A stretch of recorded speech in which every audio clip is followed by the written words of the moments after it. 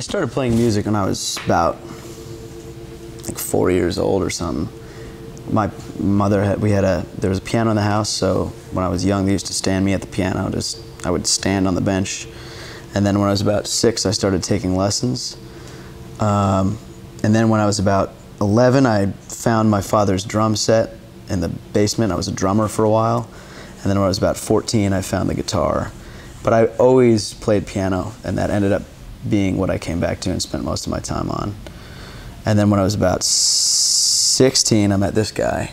We grew up in the same town together, and we started, there weren't a lot of people who played music in our town, even though it was like a generally creative kind of community, somewhat. But then we met each other and started playing all the time together, and we've been playing for 10 years together now, so. I started playing later in life, I guess. Basically, I was at a friend's house, and him and his brothers had a punk rock band in their basement, and they could play, and I had never even considered being able to play music like myself. You know, I loved music, I was obsessed with records. The first thing I asked people was, what kind of music do you listen to? And these guys could play, and they weren't very good, but it was exciting, and I went home and found my dad's old guitar in the closet and put strings on it and learned all their songs, and I was in their band in a matter of months. And then it just remained an obsession. It's just been an obsession since then. And I met Nat. We were young when we started playing together, and actually we had our first legitimate performances together when we were growing up in the same town. They were like 18, 19, years old, running around New York City. Running around, yeah, a bunch of kids getting in trouble in New York City. And it was a lot of fun. It's our second tour in Europe. We were here in October. So the band, the Nat Osborn Band, it was kind of the final evolution of a couple bands that I started after the band that we had together a while ago broke up. There was a band called Nat Osborn and the Free Radicals, and then a couple of other that we put out a CD. That was in college. And then eventually, but it was a similar kind of setup. And then in New York, which is where we were based, it was a 7-piece band. Always trumpet, trombone, baritone sax, electric bass, electric guitar, drums, and I play keyboard and sing. The Nat Osborn Band really is only about 2 years old. But when it came time to tour outside of New York, Boston, Washington, D.C., we wanted to go down to Texas, we wanted to go to Europe, we are operating independently, and 7 people is a lot of people. So we said, okay, how can we do this music justice with it fit in one vehicle, basically. I mean, honestly, I wish there was a more romantic reason why we're traveling as 4 people. We'd love to have the horns, but it mostly comes down to operating as an independent band and trying to make costs. Also, we've found different things in the songs and different ways of playing, and this ensemble that we're on tour with right now has its own way of playing these songs. Mike, the bass player, I went to college with, but he wasn't originally in the band. He was living in Krakow, and he and I met Damian, the drummer. He's from Poland. We met him in Krakow.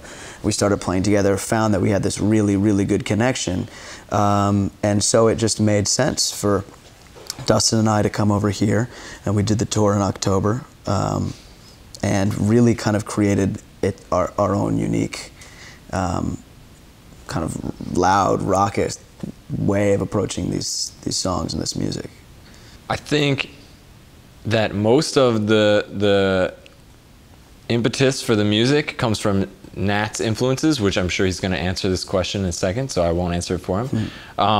But also, because of the way the music is structured, each individual player is bringing their own influences to their approach to their instrument, and definitely Mike and Damian have unique voices on their instrument. Dustin definitely has a unique. My thing kind of came out of playing in a bunch of avant-garde post-jazz bands in Brooklyn during the time when Nat and I weren't playing music together. and also blues and rock and all the, you know, guitar language type music. But yeah, but I think to answer your question simply, it's a mix of we are trying to mix genres. So you know, there's definitely some soul influence, like I listen to, and a lot of, you know, funk. You know, Stevie Wonder is like one of my idols. You know, but I also Rufus Wainwright. So there's a lot of piano and lush, kind of more orchestral harmony in there as well. And then there's just rock. We like to just kind of hit hard and thrash our heads around, and so there's a mix of things, and I think it's evolving constantly. It's continuing to evolve. It feels like we're hitting another evolution now. I will say that it's, when we're creating the music and working on the music, it's not ever really about a genre or a specific influence. It's just about an idea and what works with an idea and what's going to convey a certain energy. Right. And sometimes I'll find something and say, oh, that came from listening to this back in the day, or I was influenced this. But it's never, we really go out of our, we don't go out of our way, but it just never occurs to us to be like, oh, we need this to be soul, or we need this to be, you know, it's actually, if we do anything, we go out of our way to not do that. Wow, that's why we're on a boat, huh? That's kind of cool. I don't think that all of our, I don't draw such a distinction between my influences as being necessarily Afro to a certain extent. There are definitely, and it's not that. I mean, I listen to a lot of Stevie Wonder and I listen to a lot of Paul Simon, and I think they're very similar artists. They come from somewhat different roots, but they have a, you know, I don't differentiate them too much as one being soul or something. I mean, they're both artists who kind of rose above that and experienced a lot of different genres and went off and brought in a lot. As far as the future of American music goes, I think there's a continuing melding of genres. I think it's hard to call anything hip hop. It's hard to call anything pop, because pop is like electro now. You know, it's like the idealist in me would like to think that the future of music just comes down to individuals and how they're going to make music and how their teams around them are going to create music. And I think to a certain extent it does come down to who has the funds to make a statement that reaches a lot of people, and what is the impetus, what is the point of their statement, you know, what's behind the music that they're trying to make. I think that the future of American music is probably tied up in the future of international music. I think economically, music is now a global thing. The world is so much smaller than it used to be, and I think even 30 years ago, 20 years ago, America was the main exporter of popular music around the world. I don't even know if that's true anymore. Certainly the way that the record industry has kind of capitulated, and also the ability for someone to have you know, $2,000 worth of equipment in their bedroom and make a record that 1 million people can listen to the next day has kind of changed everything. So I think what's happening now is we're seeing more, it seems to be moving more and more electronic, because basically I think that technology has always driven music. You know, like when the wah-wah pedal was invented, funk bands went crazy with it. Now with Ableton, people are able to be in their rooms and create entire tracks, and so you're getting an explosion of that. So I think that's really kind of, and again, coming down to finances, I think technology and finances have always driven music. Finances now dictate that it's really hard to bring a 7-piece band on the road, but it's a lot easier to make a track on your computer with one microphone and a keyboard in your bedroom. So I think that's kind of dictating it. I don't know how to speak to the general future, though. I think it's going to continue to diversify. I think it's going to continue to, things are going to blend. I think that the lines are not going to be so distinct. Sometimes we write them on stage on an off gig. Yeah. One new one that we improvised one night on stage in, where were we, Georgia? Georgia. And Nat sang the vocal that had to be the vocal, and it just happened. And we've been playing that. Nat's process also, you know.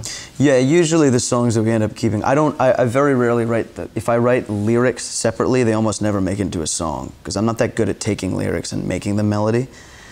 And often I find if I write a melody that's very specific, I probably also won't finish that song because it's harder to stick the lyrics in. The songs that are the best and the ones that I end up keeping are the ones that I sit down and the lyrics and the melody come at the same time. So I usually have a record and I'll just improvise at the piano usually, or the guitar. More and more recently, I've been not being at the piano, just singing. I'll walk for a while till I get in kind of I find when you walk, you get in kind of a meditative state. Your conscious mind shuts off, and then I'll sing, usually record it, and then listen back. And I'll listen back to the recording and I'll say, okay, that's good, that's not good. Oh, let me work with that. That's the focus of the song, you know. And you know that instantly. You know when you're pushing for it, and you know when it just comes. And then whatever just comes, that's what you take, and you build everything around it, basically. That's generally the process. And then for this band, more recently, I've been more comfortable taking more unfinished things, okay, here, I have enough of an idea, let me bring it to these guys and see how we can construct it together. Because originally with the band, I wrote everything and brought it to, and this is, you know, this is what I want you to play, this is what I want you to play, here's the, you know, and now more and more it's kind of like, all right guys, I have this idea, I have this melody, I have an idea maybe for what I want the guitar to do, but I'm not going to tell you it, I want you to figure out what you want to do first, and then maybe I'll give you guidance, or this is kind of the general direction, I trust you guys as the musicians you are, I want to build this together. In that regard, it's become more of a band, I think. They're about many different things. I think I go through periods of my life where I just want to write about love or frustration with women, and then I go through periods of my life where I just want to write about politics and how frustrated I am with the world and the state it's in. But so frustration. Yeah, I write a lot about frustration. I do write turmoil. I write a lot about frustration. I cannot claim to be a politically active person, though I am, you know, a reader of the news and I keep abreast of things. But I couldn't claim a cause on an interview right now, I think. Yeah, I try to stay politically informed. I try to read papers from around the world to get different perspective. I'm not active in like I'm out picketing for things, but I try to stay informed, and I always try to vote when I'm in the country. And yeah, I think for me, my way of being politically active is staying informed and writing letting that come through the songs to a certain extent. I don't have an agenda. I don't really, if I write something, it's because I feel it. It's not because I want to go out and preach it to everybody. And I try to write it in a way that's not preachy, you know. I'm trying to look for like the truth of something. So if there's some sort of situation that might be politically charged that's bothering me, I'm not trying to talk about that situation. I'm trying to talk about what it is to be, what it is to be human in that situation, because that's happened before and will happen again. And I'm more interested in the human experience of that than that specific thing. Depending on the month, I could be in 6 bands, or maybe more even. Different types of projects are less often demanding than Nat's project. I'd say Nat's project is the band that keeps me the busiest and that I've devoted the most time to over the past few years. But we went on tour, and then I was on tour in Canada with another band, and I'm associated with this record label that does a lot of stuff in Brooklyn, so I'm kind of all over the place. I said this is my main focus, and I still kind of mostly manage the band, so it's a lot of work outside of just playing. I do have another band in New York. It's a folk band called Hawthorne that's also finishing up a record. And then I do some film scoring on the side, and like write songs for other people. But for the most part, I'm more concentrated. I think it's hard to be a musician everywhere, because what we do is something that we do for ourselves, and to a certain extent, people know that we're willing to do it for not enough money. And also, a lot of us are willing to do it for not enough money, and there's endless amounts of music to listen to, and not enough people to listen to it, and the way that it's disseminated is very cheap, and So financially, yeah, it's very hard to be a musician in New York and in the U.S. I definitely envy musicians from other countries whose governments participate in supporting their craft. But you know, I can't speak to how that would change my reality if the U.S. was different. The U.S. government might hate the music I make, you know? So like, who knows if I would benefit from a program like that or not. I think it's probably always been hard to be a musician anywhere all the time, except for the select few who live the best lives of anyone in the world. We're just trying to be that few, you know? But yeah, I think it's hard. It's hard in America. There are a lot of pockets of scenes in New York. There's so many. New York's such a big... I mean, I'm always amazed when I go to some club and there's a whole group of people who all know each other, who I've never even heard of before, who are doing amazing things. That happens all the time. I think we have this band, having been in New York for maybe 4 years now, or you know, the iterations of this band. Me doing this project for about, you know, 4 years, even though the Nat Osborn Band is only about 2 years old. I certainly have the people that I have kind of grown up with, come up with, different bands, friends of mine who we perform with together. We, you know, hang out. So definitely there is a scene, but the scene is, for me, you know, he's a part of a different scene as well, but for me the scene is a bunch of different pockets. Maybe you know this band and they know you, but they know a bunch of other people. So it's not so much, it's not segmented so much. I think it is to a certain extent, but the walls are not rigid or defined. I think that's true. I think also if you, in New York, there's endless inspiration if you're out participating in these various scenes.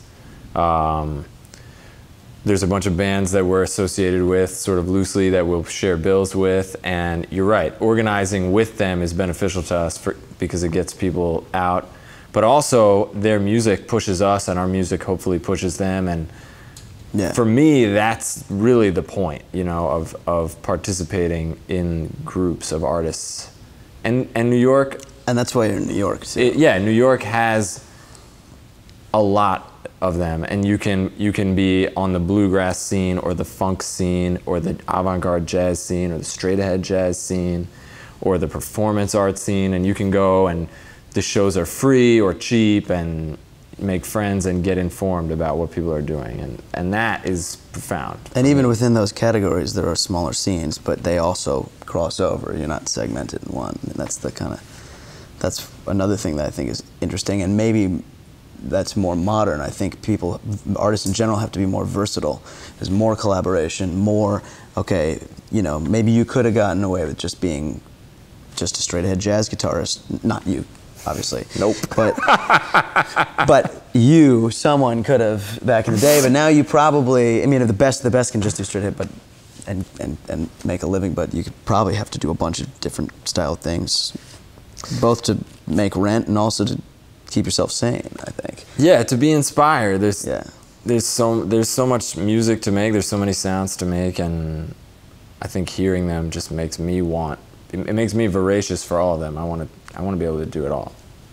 3 years ago, I had finished a tour with another artist, and a friend of mine, whose name is also Mike, decided to travel after the tour, because we were already in Europe, with our guitars and whatever. So we decided to go east, and we met Mike Parker, the bass player in the band now, in Budapest, and we spent a week, just 1 week.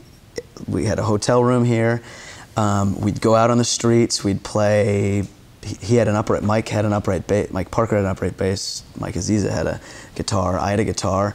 We put together a whole set of, like, you know, a lot of like hot jazz, some folk, a bunch of different styles. We'd go out and we had just the time of our life. We'd always have a crowd. Sometimes we'd go out late at night just to play, just because we wanted to feel the energy of the city. I fell in love with Budapest in that period, that week. I think the city is fantastic. I think the energy here is very vibrant, youthful, creative energy. And we had a blast, and we made enough money to pay for the hotel and to have food and go out and have drinks that night. And we met cool musicians and cool people, and almost at some point in almost every day, someone would come up with an accordion or a violin or something and join us, and it was just a really, really, it was a very rich experience. I really, really enjoyed that. So that was the last time I was in Budapest, so I've got a very special place in my heart for this city. First time, yeah. He's been here about 2 hours. Yeah, 3 hours. I've been on this boat the whole time. Professionally, we want to just continue to play for more and more people, get the name out there, and, you know, put out the record that we're working on now. I mean, I think ideally we're at the point where we're looking for the right record label and the right, you know, the right team, because we're still doing it ourselves, and we've done a lot ourselves. This is our second European tour. We've put out a record. So professionally, I think we just want the opportunity to play all the time and for more and more people and to grow the name. I think creatively, we want the opportunity to continue to explore the sound that we're continuing to